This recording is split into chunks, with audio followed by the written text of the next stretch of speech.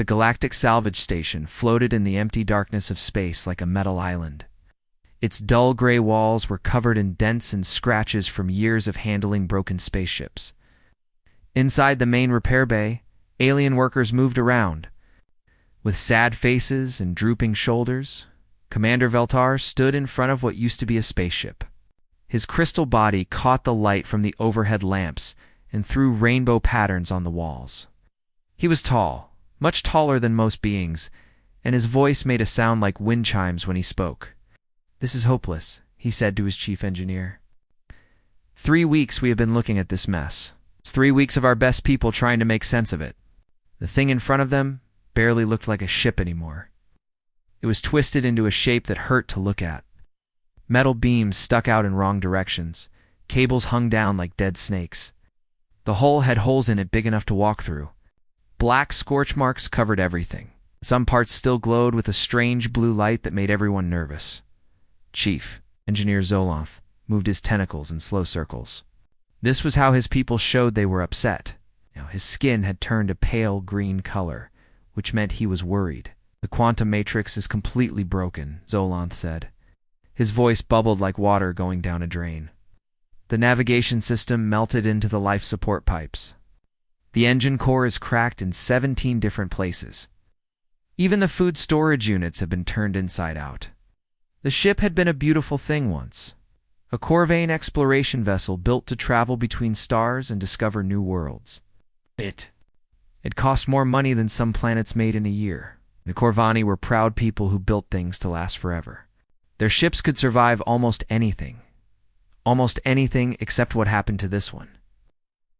"Tell me again how this happened," Veltar said, even though he had heard the story many times. Zolanth's tentacles moved faster. The ship was exploring the Vega system. They found something near the 4th planet, gravity well that should not have been there.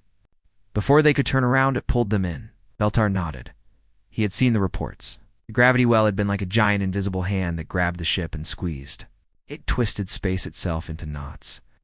The ship had been pulled and stretched and compressed all at the same time.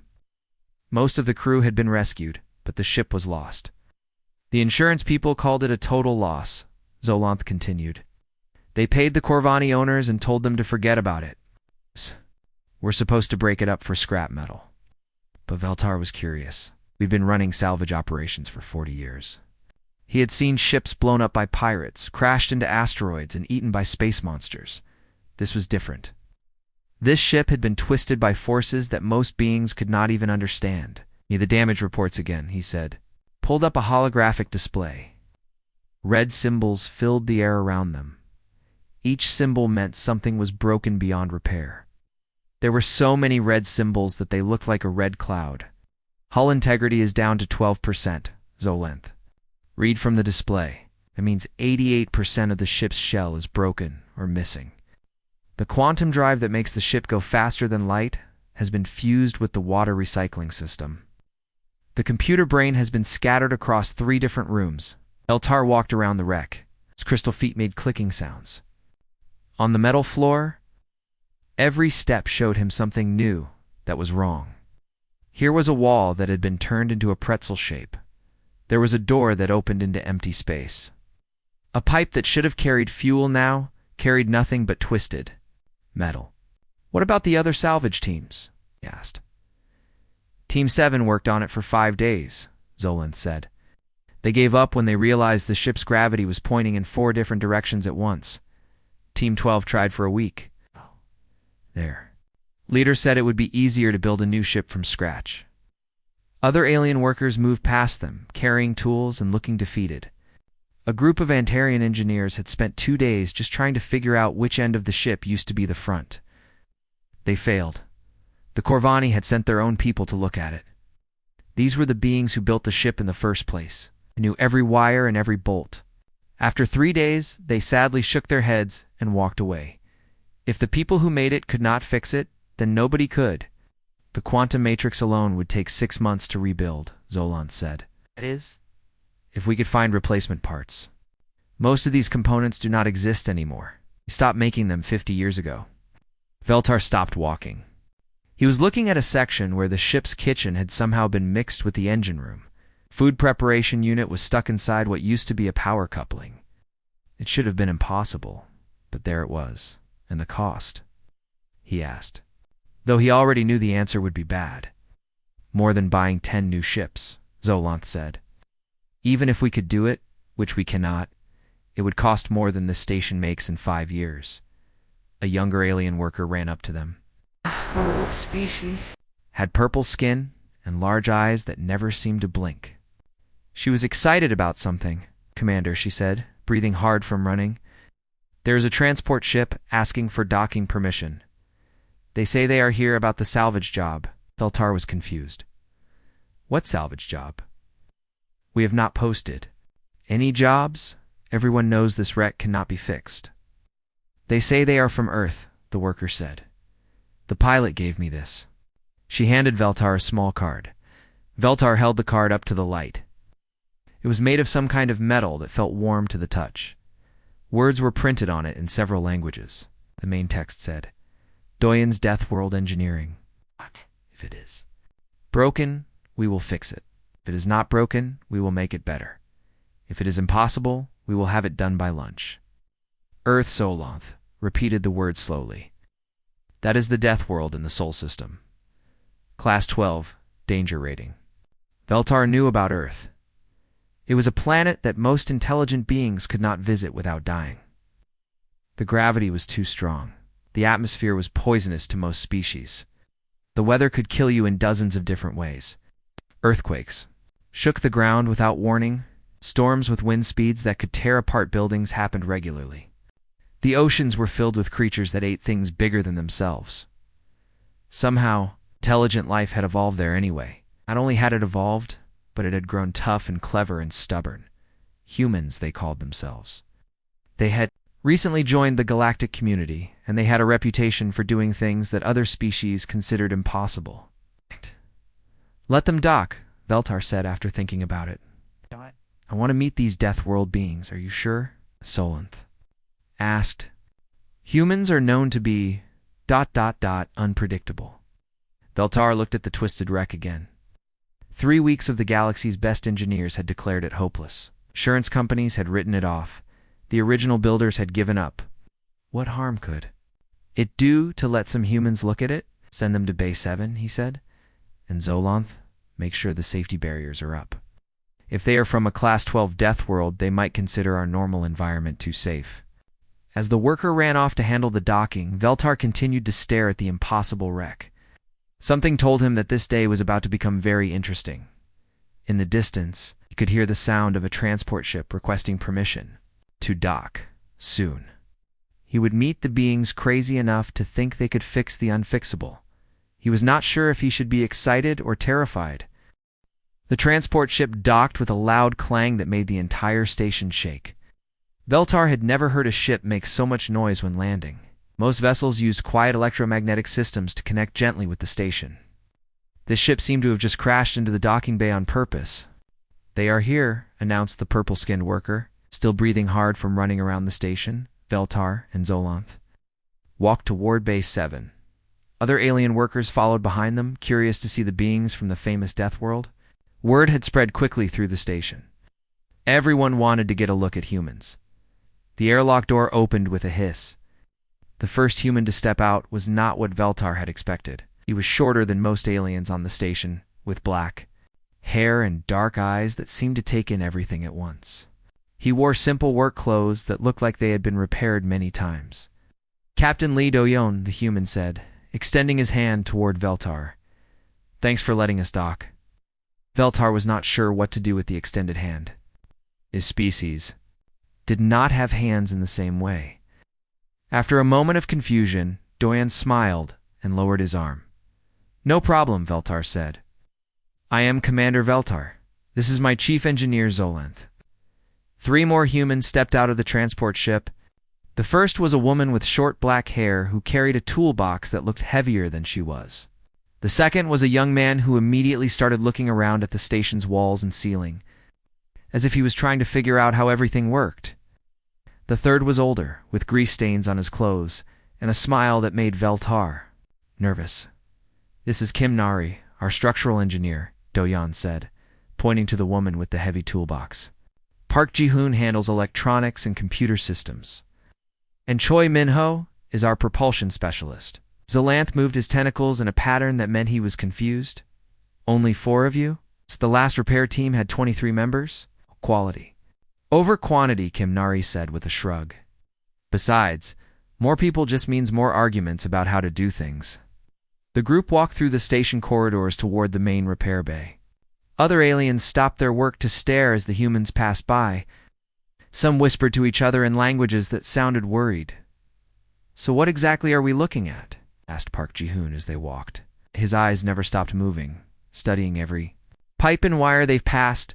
"Total structural failure," Veltar explained. "The ship encountered a gravity anomaly that twisted it beyond recognition. Every major system is destroyed or damaged. The quantum matrix is unsalvageable. The hull has been compressed and expanded simultaneously." Choi Min-ho nodded along, but he did not look concerned. "Sounds like a Tuesday?" "A Tuesday?" Zolanth asked. "He means it sounds like a normal day," Kim Nari translated. Min-ho has fixed worse things than this. Veltar found this hard to believe, but he did not argue. They reached the main repair bay, and Velta opened the large doors to reveal the twisted wreck. The humans stopped and stared. For a moment, Velta thought they would turn around and leave like everyone else had done. The wreck looked even worse under the bright lights of the repair bay. It was a nightmare of bent metal and sparking wires. "Well," Do-yeon said after a long pause, "it is definitely broken." Then something unexpected happened. Kim Nari started laughing. "What is funny?" Veltar asked, genuinely confused. "Look at this beautiful disaster," she said, walking toward the wreck without any fear. "Wow. It is like someone took a perfectly good ship and decided to turn it into modern art." Park Ji-hoon was already pulling tools out of his bag. "The electrical systems are still active in some sections. I can see power flowing through circuits that should not exist anymore." Choi Min-ho circled the wreck like a predator studying its prey. He stopped near what used to be the engine section and pressed his ear against the twisted metal. "The engines are not dead," he announced. "They are just confused." "Confused?" Zolanth could not hide his disbelief.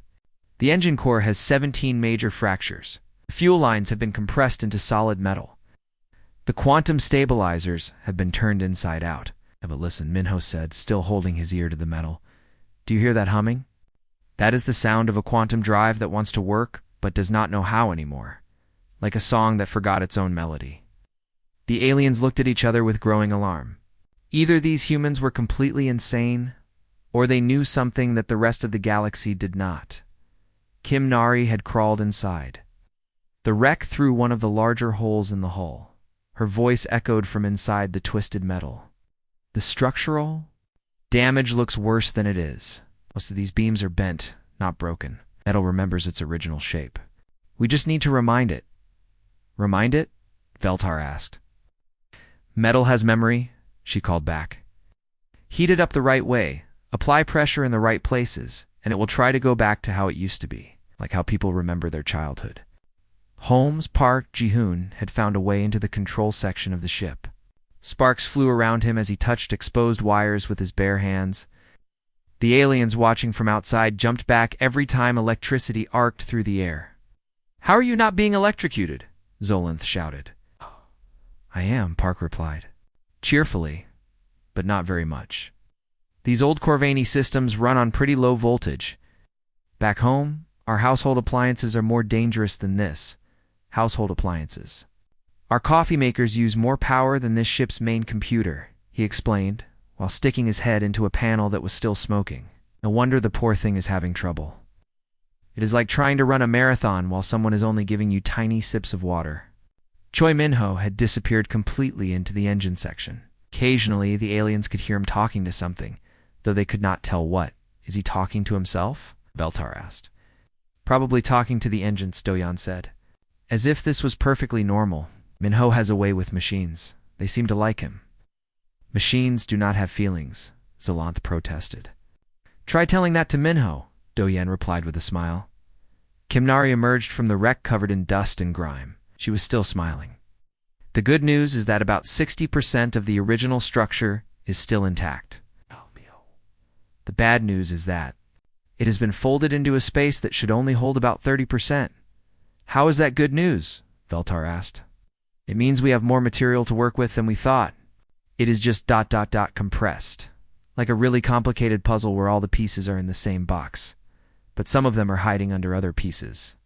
Park Ji-hoon's head popped up from behind a control panel. The computer systems are in better shape than they look too. The main processor is fine.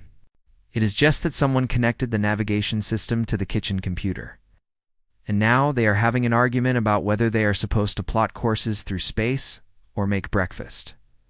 The alien stared at him in silence. That is not possible, Zolanth finally managed to say. Well, it is happening, Park said, disappearing back into the electronics. Give me about an hour and I can introduce them properly. Once they stop fighting, they will probably work better than before.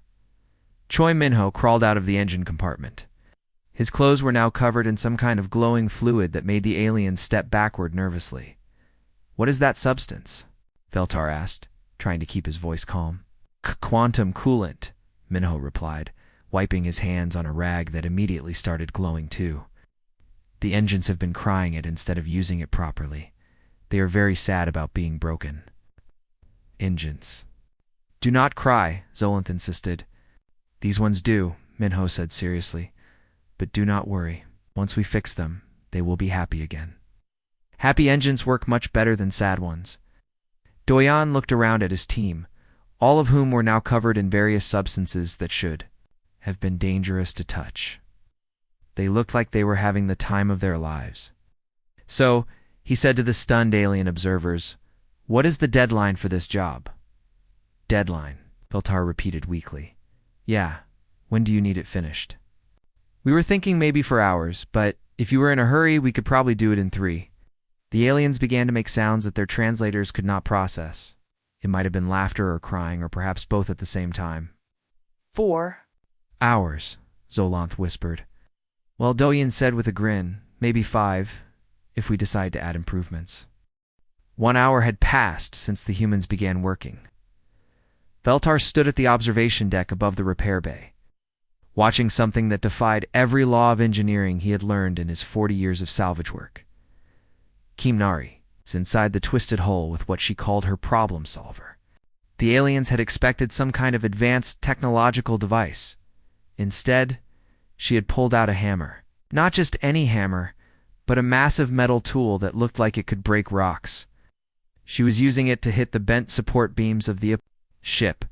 This cannot work, Zolanth muttered, his tentacles writhing anxiously. You cannot repair quantum-grade starship hull by hitting it with primitive tools. But as they watched, the metal beams were actually straightening out. Each blow from Kim's hammer seemed to remind the twisted metal what shape it was supposed to be. Sparks flew with every impact, but instead of damaging the hull further, the structure was slowly returning to its original form. How is this possible? Asked Dr. Kent, a Rigelian physicist, who had arrived to witness what many were calling an impossible event. His 4 eyes were all focused on Kim's work. Trying to understand what was happening, Kim paused in her hammering to wipe sweat from her forehead. Metal has memory, she called up to the observation deck. When it gets bent out of shape, it still remembers how it used to be. You just have to convince it to go back. Convince it. Dr. Kent's translator struggled with the concept. Like talking to an old friend who has forgotten something important? You remind them gently, and eventually they remember.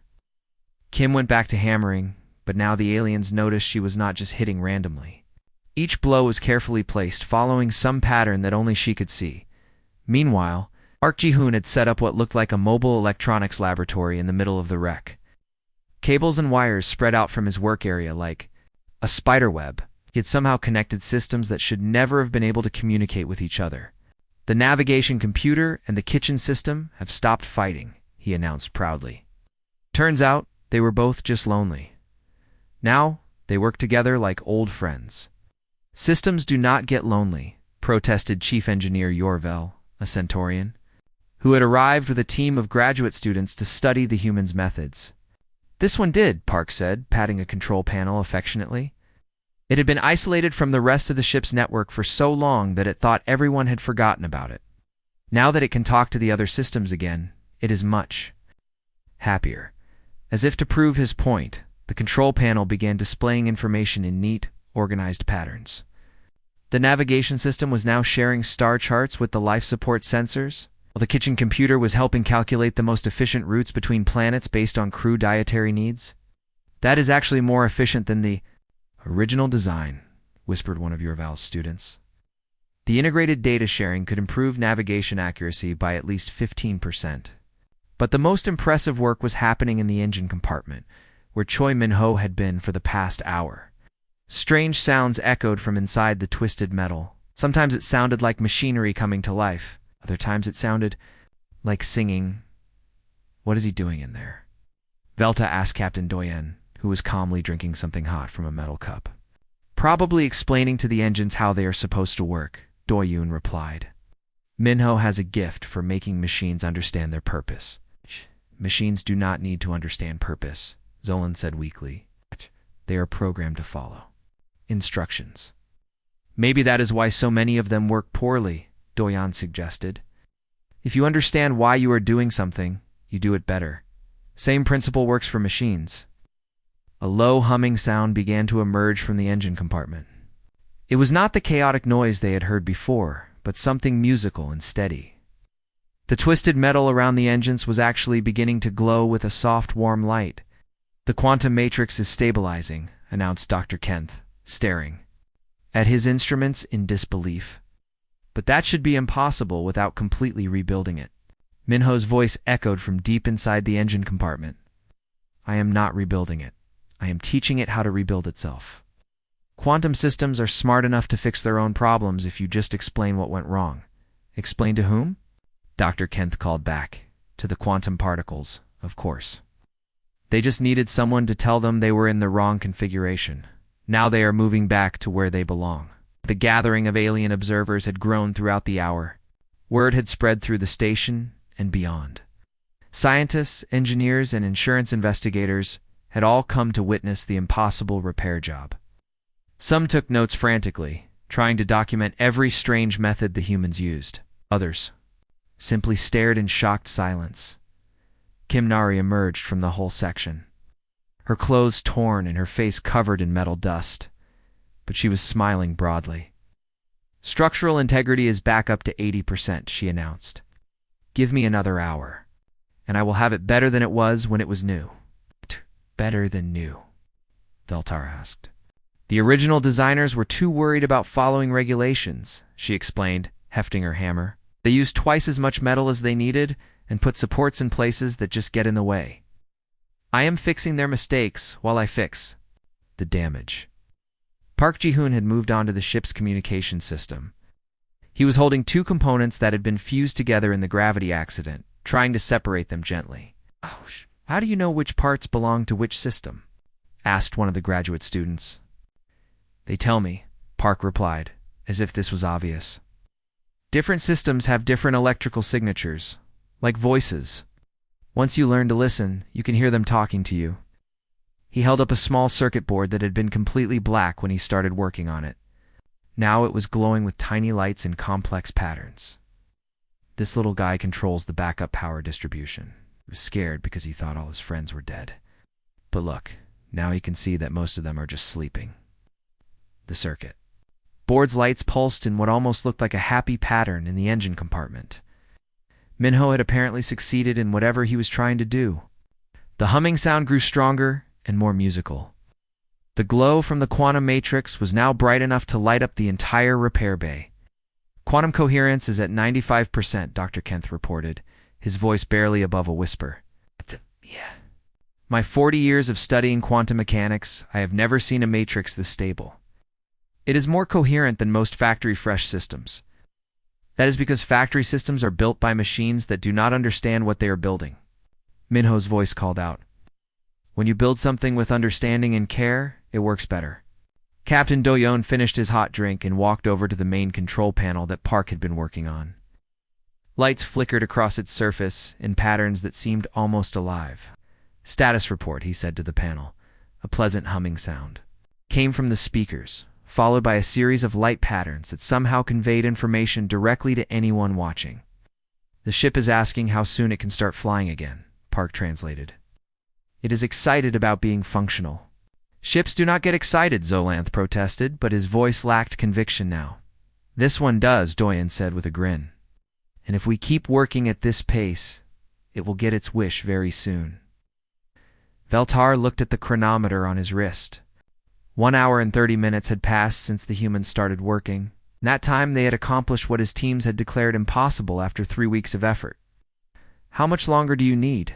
he asked, though he was almost afraid to hear the answer. Kim Nari looked around at the work still to be done, then at her teammates who were all making steady progress on their assigned sections.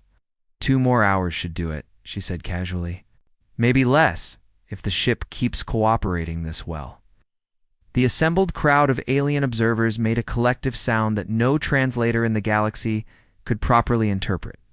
It might have been awe or fear, or perhaps the sound of every known law of physics crying for help, but the humans just kept working, turning the impossible into something that looked more and more like a perfectly ordinary Tuesday afternoon. By the 3rd hour, the humans had moved beyond simply repairing the ship. They had begun making changes that left the alien observers speechless. What started as a rescue mission had become something that no engineering textbook in the galaxy could explain. Kim Nari stood outside the ship, wiping grease from her hands with a rag that had once been white, but was now several colors that did not exist in nature. The hull behind her gleamed like it had just rolled off a factory production line, but that was not the impressive part. Impressive part was that it looked better than any factory could have made it. "What did you do to the structural supports?" asked Commander Veltar, staring at readings that made no sense on his instruments. "The hull integrity is reading 112%. That should be impossible." "Well, that," Kim said, tossing the rag into her toolbox. "The original design had some weak points where the builders tried to save money on materials. I fixed those while I was working on the damage." "Fixed them how?" "I convinced some of the excess metal from the twisted sections to move to where it was actually needed. Metal is pretty flexible about where it wants to be, as long as you ask nicely." Dr. Kent ran his scanner over the hull again, hoping his instruments were malfunctioning. They were not. "The molecular structure has been reorganized at the quantum level. This should require industrial fabrication equipment and a team of specialists." "Nah," Kim replied cheerfully. "Just needed a good hammer and an understanding of how metal likes to behave. Most engineering problems happen because people do not listen to their materials." Inside the ship, Park Ji-hoon had created something that was causing heated debates among the gathered scientists. The ship's computer system was now displaying information in ways that seemed to anticipate what the crew would need before they asked for it. "How is the computer predicting future navigation requirements?" asked Chief Engineer Yorvel, staring at display screens that showed possible courses to star systems that had not been programmed into the original database. "It is not predicting," Park explained while connecting to more systems that should never have been compatible. "It is thinking. The navigation computer is now talking to the sensor array, the life support system, and the cargo management database. They share information and make suggestions to each other." "Computers do not think," Yorval protested. "This one does now," Park said with pride. "Once I taught all the different systems how to communicate properly, they started working together, like a team. The navigation system asks the sensors what is out there. The life support system tells them what the crew needs. The cargo computer suggests the most efficient routes based on what they are carrying." To demonstrate, Park spoke to the nearest display panel. "Computer, we need to get to the Rigel system as quickly as possible while avoiding radiation hazards." The screen immediately lit up with 3 different route options. The first was the fastest, the second was the safest, and the third was labeled Scenic Route with good views of nebulae. Below each route was detailed information about fuel consumption, travel time, and even suggestions for meals that would be appropriate for the journey length. "Where did it get information about meals?" asked one of Yorval's students. "The kitchen." Computer joined the conversation, Park explained. "It wanted to be helpful too. Now it coordinates with navigation to plan meals that match journey times and suggests food that helps with space travel fatigue." that students frantically took notes, trying to capture every detail of what they were witnessing. None of them had ever seen integrated systems work at this level of cooperation, but the most extraordinary work was happening in the engine compartment, where Choi Min-ho had apparently achieved something that violated several fundamental laws of physics. The quantum drive was not only operational, but it was performing better than the manufacturer specifications had claimed was theoretically possible. The power output is reading 147% of maximum design capacity, announced Dr. Kempf, his four eyes blinking in rapid succession. The quantum matrix should be unstable at these levels, should have exploded by now. Min-ho crawled out of the engine compartment, his clothes now glowing with 3 different colors of quantum radiation that should have been lethal to any organic life form. He seemed completely unaffected. The engines were just lonely and confused, he explained, brushing glowing particles off his shirt. They had been designed to work alone, but they actually prefer to cooperate, so I introduced them to each other. Introduced them? Veltar asked weakly. Yeah, the primary drive and the backup system were installed next to each other, but they never talked. They were both trying to do the same job without coordinating. It's like 2 people trying to carry a heavy box by themselves instead of working. Together, Min-ho led the group of observers to a viewing window where they could see into the engine compartment. The quantum matrix was glowing with a steady, beautiful light that pulsed in perfect rhythm. But instead of 1 drive core, there appeared to be 2 working in perfect harmony. Now they share the workload, Min-ho continued. The primary drive handles the main propulsion, and the backup drive manages fine adjustments and stability. They communicate constantly, making tiny corrections to keep everything running smoothly. It is much more efficient than the original design. But the backup drive was never supposed to be operational during normal flight, protested an engineer from the original manufacturing company who had arrived to witness the repairs. It was only for emergencies. That was a waste of good equipment, Min-ho said with a shrug. The drives are much happier working together all the time. Manufacturing engineer stared at his own company's design blueprints, then at the improved version running in front of him. This could revolutionize how we build all our ships, he whispered. You probably should, Min-ho agreed. Most of your designs have the same problem. Good components that do not know how to work together properly. Captain Doyon had been watching his team work while making notes in a small book. He looked up at the crowd of alien observers who had grown to fill the entire observation deck. Any questions so far? He asked pleasantly. The silence stretched for a long moment. Finally, Commander Veltar found his voice. How? Asked. How do you do things that our best scientists say are impossible? Doyon considered the question seriously. I think the problem is that your scientists are too smart, he said eventually. Too smart. Yeah, they know so much about how things are supposed to work that they cannot see how things could work better. We come from a planet that tries to kill us every day, so we learn to make things work even when they should not. And you have to fix a broken water pump during an earthquake while a tornado is coming. You stop worrying about whether your solution is supposed to be possible. Kim Nari had climbed back into the ship to check on her structural improvements. Her voice echoed from inside the hull. Also, we listen to what the equipment actually wants to do, instead of forcing it to follow rules that do not make sense. Equipment does not want things, Dr. Kempf said, but his protest sounded weak even to himself. Sure it does, Park called out from the control room. Every machine has a purpose it was built for. When you help it fulfill that purpose properly, it works better. When you force it to work against its nature, it breaks down. Min-ho was back in the engine compartment, apparently having a conversation with the quantum drives. The alien observers could hear his voice, but not the responses he seemed to be hearing. The engines want to know if they can try running at full capacity, he announced. I think they can do even better than what we have seen so far. Not, Dr. Kempf said quickly. The power levels are already beyond safe parameters. Safe according to who? Min-ho asked. The people who built engines that were afraid to work together? These drives know their own limits better than any manual. Before anyone could stop him, Min-ho had apparently given the engines permission to increase power. The humming sound from the engine compartment grew deeper and more musical. The glow from the quantum matrix became brighter and more beautiful. Every instrument on the observation deck began displaying readings that should not have been possible. The ship was now producing. enough power to supply a small space station while maintaining perfect stability and efficiency. Power output is now at 193%. Dr. Kent reported in a voice that had climbed several octaves. The quantum coherence is perfect. The efficiency ratings are beyond anything in the theoretical literature. Not bad. For a few hours of work, Doyen said, checking his watch.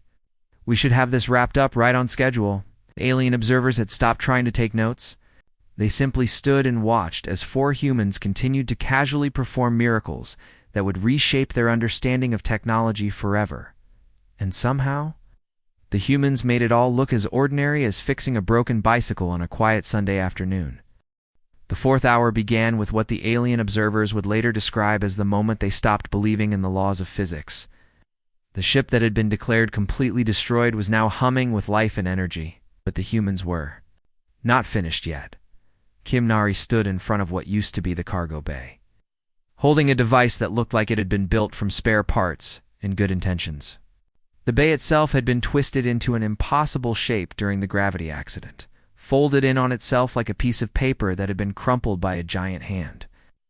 "This is going to be fun," she announced, grinning at the gathered crowd of alien observers who had learned to fear that particular expression on human faces. "What are you planning to do?" asked Commander Veltar, though he was not sure he wanted to know the answer. "I'm going to convince this space to remember how big it used to be," Kim replied, activating her homemade device. It began making a sound like singing mixed with the noise of metal bending. The impossible happened slowly at first.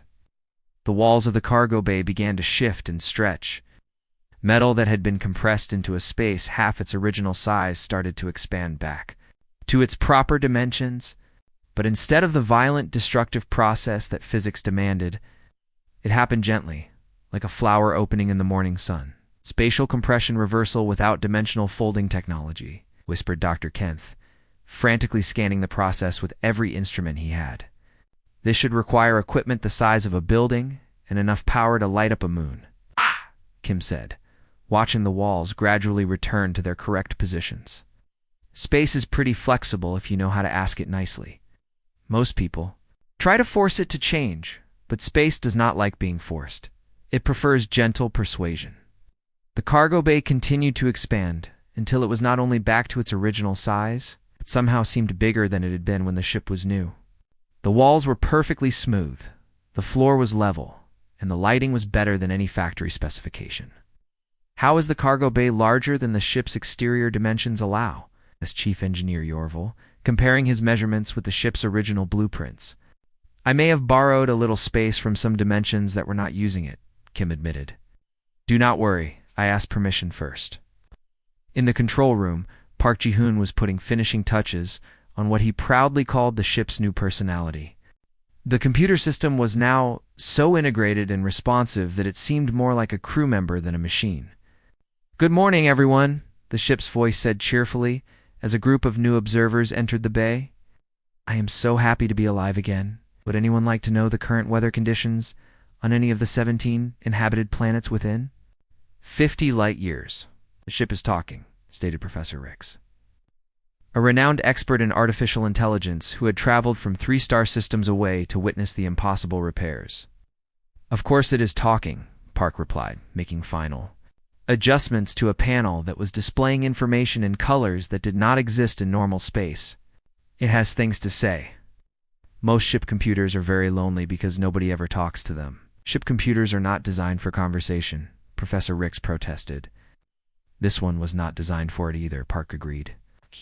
"But it wanted to learn, so I taught it. Turns out most computers are much smarter than people think. They just need someone to show them how to use their intelligence." The ship's voice chimed in again. "I've been analyzing my own systems, and I believe I can improve my performance by another 12% if Park will let me reorganize my memory storage. Also, I have composed a song about the mathematical beauty of quantum mechanics. Would anyone like to hear it?" "Please no," muttered Doyen from across the room. "I will save it for later," the ship replied, somehow managing to sound disappointed despite being a computer meanwhile. Choi Min-ho had achieved something that was making the engine specialists question. their entire understanding of propulsion technology. The quantum drives were now working at efficiency levels that exceeded theoretical maximums by such a wide margin that several scientists had quietly left to recalculate everything they thought they knew about physics. Current power output is holding steady at 237% of design specifications, announced Dr. Kent, his voice barely audible. Quantum stability is perfect. Energy efficiency is actually greater than 100%. Greater than 100% efficiency is impossible, stated Dr. Valenix, quantum physicist, who had arrived with a team of graduate students. It would violate the conservation of energy. Minho poked his head out of the engine compartment, his hair now glowing with a soft blue light that pulsed in rhythm with the quantum drives. Oh, the engines are not violating conservation of energy. They are just really good at finding energy that was being wasted. Finding wasted energy where? Everywhere, Minho replied happily. Space is full of energy that nobody is using. Quantum fluctuations, background radiation, gravitational potential from nearby stars. The engines learned how to collect tiny amounts from all over and use it to boost their performance. Quantum drives cannot learn, Dr. Valenix insisted. These ones can now, Minho said. I taught them how. They are very smart students. Much smarter than their original programmers gave them credit for. To demonstrate, Minho spoke directly to the engines. Hey guys, can you show the nice scientists how you collect background energy? The quantum matrix responded by shifting its glow to show streams of energy flowing into the drives from apparently empty space. The effect was beautiful and completely impossible according to known science. They say, "Thank you for asking," Minho translated. Most people just demand that they work without explaining what they are supposed to do or how they might do it better, Captain. Doyan walked through the ship, checking on each system and noting their performance. Everything was working better than original specifications. Not just repaired, but genuinely improved in ways that would change how ships were built throughout the galaxy. Status report, he called out to his team. Structural improvements complete, Kim reported from the cargo bay, which was now somehow larger on the inside than mathematics should allow. Hull integrity is at 143% and rising slowly as the metal continues to settle into its new configuration. Computer integration finished, Park announced from the control room. All systems are now communicating properly, and the ship has developed what I can only describe as a cheerful personality. It really enjoys being functional. Engine optimization done, Minho called from the engine compartment.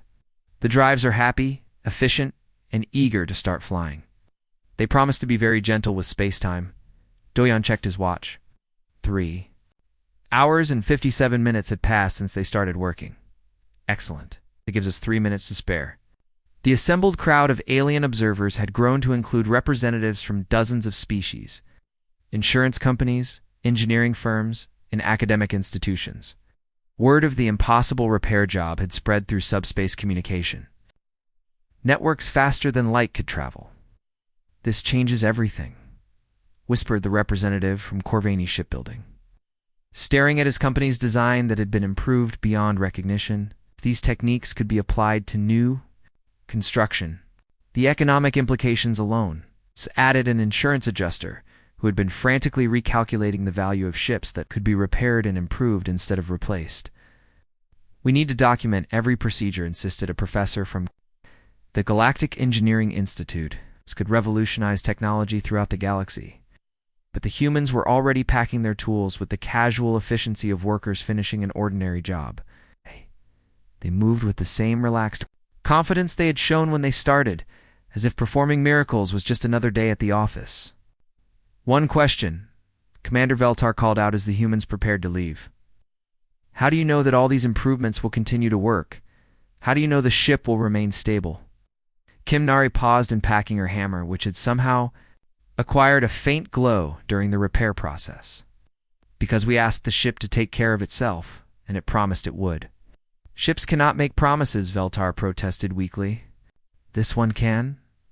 The ship's voice chimed in cheerfully. And I always keep my promises. Thank you for giving me the chance to be the best version of myself. The aliens stared at each other in stunned silence as the humans finished packing their equipment. In less than 4 hours, they had transformed the impossible into the routine, and somehow made it all seem perfectly logical. Time was almost up, and the real test was about to begin. At exactly 11:47 a.m. station time, Captain Doyen walked to the ship's main control panel. The twisted wreck that had been declared impossible to repair was now gleaming like a jewel under the repair bay lights. Every surface was smooth and perfect. Every system hummed with quiet efficiency. The ship looked better than it had ever looked, even when it first rolled out of the factory. "All systems ready for flight test," announced the ship's cheerful voice. "I am very excited to fly again. It has been so long since I have seen the stars." The observation deck was packed with aliens from dozens of species. Scientists pressed against the viewing windows. Insurance investigators clutched their recording devices. Engineers from across the galaxy watched with expressions of disbelief and wonder. Word had spread through subspace networks, and representatives from major shipbuilding companies had arrived, just in time to witness the impossible. Commander Veltar activated the station's communication system. "All personnel, prepare for engine ignition test. This is not a drill. Repeat, this is not a drill." The warning seemed unnecessary. Everyone in the sector knew what was happening. Ships had gathered at a safe distance to watch. News crews from 3 different planets were broadcasting live. Even the normally calm, resilient Science Council had sent their fastest courier ship to document the event. Captain Doyon placed his hand on the engine activation control. "Beginning startup sequence," he announced. "I am ready," the ship responded. "Immediately. My engines are eager to show everyone what they can do." "They have been practicing while we waited." "Practicing what?" asked Dr. Kent, who had not left the observation deck for 6 hours. "Harmonizing," Choi Minho explained from the engine compartment. The quantum drives had been learning to work together even better. They want to make their first flight perfect. The engines came online with a sound like music, not the harsh roar that most ships produced, but something beautiful and complex. The quantum matrix glowed with colors that shifted and danced in patterns that seemed almost alive. "Power levels stable at 241% of original design capacity," reported Dr. Kent, his voice cracking with emotion. "Quantum coherence is perfect. Engine harmonics are actually making the local space-time more stable." "How is that possible?" whispered Professor Ricks. "The engines are being very polite to the universe," Minho explained. "Instead of forcing their way through space-time, they're asking nicely and offering to clean up any disturbances they create." The ship began to rise slowly from the repair bay floor. It moved with a grace that defied physics, lifting smoothly. Without any of the vibration or noise that usually accompanied spacecraft launches, the movement was so gentle that the aliens watching almost forgot they were witnessing a machine defying gravity. "Artificial gravity generators are operating at 160% efficiency," the ship announced proudly, managing my own weight so carefully that I barely need to push against space at all. "That is not how artificial gravity works," muttered Chief Engineer Yorvel. "It is how I work," the ship replied sweetly. "I prefer to be considerate of my environment." The ship cleared the repair bay and moved into open space around the station. Every sensor in the sector was focused on it, recording data that would be studied for decades. The ship's movement was not just smooth, it was perfect. It turned and maneuvered with the precision of a dancer, leaving no energy wake or spatial disturbance behind. Initiating faster-than-light drive test, Captain Doyen announced. This was the moment everyone had been waiting for. The quantum drive had been the most damaged system on the ship. If the humans' impossible repairs were going to fail, this would be when it happened. "Beginning quantum fold sequence," the ship said, its voice filled with anticipation. "I'm going to be very careful not to disturb anything." The space around the ship began to shimmer. But instead of the violent distortion that usually accompanied FTL activation, reality seemed to bend gently around the vessel. The quantum matrix glowed brighter, but the light was warm and inviting rather than harsh and dangerous. "Quantum fold stable," Dr. Kent reported, his instruments showing readings that should not have been possible. Efficiency is at. This cannot be right. Efficiency is at 312%. 300% efficiency is impossible, stated Dr. Valenix flatly. I am not breaking any laws, the ship responded, somehow managing to sound slightly offended. I am just being very thorough about using all available energy sources. I found some extra energy that was lying around unused and decided to put it to good work. The ship vanished in a flash of gentle light, folding space around itself with such precision that it left barely a ripple in local space-time. For a moment, the sector was completely quiet. Where did it go? Asked Commander. Veltar? The Proxima system, Dojan replied, checking his instruments. About 4 light-years away. Should take about 30 seconds to get there and come back. 30 seconds? Altar stared at him. The fastest ships in the galaxy need at least 10 minutes for that journey. Well, this ship is not like other ships anymore, Doyen said with a smile, 20-8 seconds later. Space shimmered again, and the ship reappeared exactly where it had been before. The return was even gentler than the departure, with no energy discharge or spatial distortion at all. That was wonderful, the ship announced happily. The Proxima system is very pretty this time of year. I took some pictures if anyone would like to see them. The observation deck fell completely silent. Every alien present was staring at readings. That defied everything they thought they knew about space travel. The ship had just completed a journey that should have taken hours in less than a minute. And it had done so with perfect efficiency and no apparent strain on its systems. I would like to file a formal report, the ship continued cheerfully. The quantum drives are working perfectly. All systems are stable and happy. I am ready for regular service whenever my new owners would like to begin. Kimnari emerged from the ship, casually wiping grease from her hands. All done, she announced. One completely repaired and improved starship, delivered exactly on schedule. Park Ji-hoon followed her out of the ship, carrying his toolbox and grinning broadly. The computer systems are all talking to each other nicely now. The ship should be much easier to operate than before. Choi Minho was the last to exit, still glowing faintly with quantum radiation that made the alien observers nervous. The engines are very proud of their performance. They wanted me to thank everyone for watching their first flight. Captain Do-yoon checked his watch one final time. 11:59 a.m., he announced. 1 minute to spare. The owner of the ship, a Corvani merchant named Veldon, stood in stunned silence. He had bought the wreck for scrap value, expecting to salvage a few useful components. Instead, he now owned what was arguably the most advanced starship in the galaxy. How much do I owe you? He asked weakly. Standard salvage rates, Do-yoon replied, handing him a bill that was surprisingly reasonable. Plus materials costs. The duct tape was expensive. Duct tape? Human engineering secret, Kim explained. Very useful stuff. We used about 3 rolls to hold some of the quantum matrix together while it learned to stabilize itself. The insurance investigators had given up trying to calculate the ship's new value. Their instruments kept displaying error messages when they tried to assess a vessel that performed better than theoretical maximums allowed. This changes everything, whispered the representative from Galactic Shipyards. If these techniques could be applied to new construction, we will need to study every modification, added a professor from the Engineering Institute.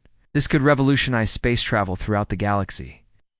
But the humans were already walking toward their transport ship, tools packed and job completed.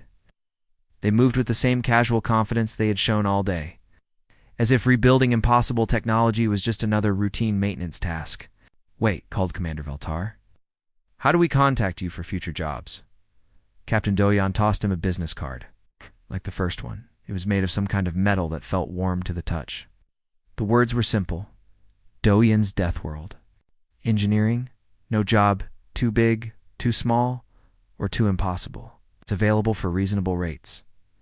What about documentation? Asked Dr. Kent desperately. Technical manuals? Procedure guides? How do we learn to do what you do? Nari paused at the airlock of their transport ship. Listen to your equipment, she said simply. Most machines know how they want to work. People just need to pay attention. Do not be afraid to try things that are supposed to be impossible, added Park Ji-hoon. Impossible just means nobody has figured out how to do it yet. Also, Choi Min-ho called back, be nice to your quantum drives. They have feelings, even if most people do not realize it. The humans disappeared into their transport ship. A few minutes later, it undocked with the same controlled crash they had used. When arriving, soon, it was just another dot of light disappearing into the vastness of space. The aliens were left standing around a ship that should not have existed, holding instruments that showed readings that should not have been possible, trying to understand how 4 humans had casually revolutionized galactic technology in less than 4 hours.